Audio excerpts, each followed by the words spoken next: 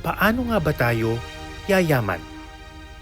Para sa iba, puno ng lapnisan ang sagot dyan. Ngayong linggo, gagalugarin natin ang masusukal na kagubatan sa Pilipinas.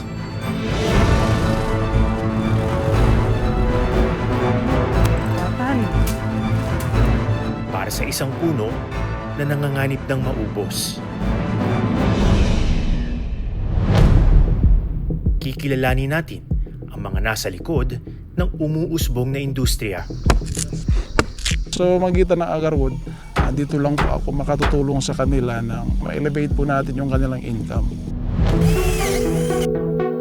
Ang Agarwood kasi na nakukuha mula rito, minsan umaabot ng milyong-milyong piso. Talaga sir, napakagandang business ang seedling sir. Kasi sa nursery, talagang kumita ka ng milyon. Ito, milyon ang kinikita nito. Yes sir, milyon ang kinikita na sir.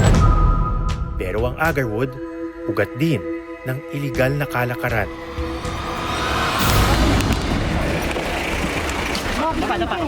Dapa!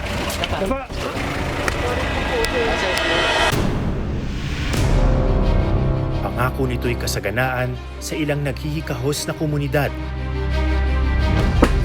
Ngunit kalikasan ang magbabayad.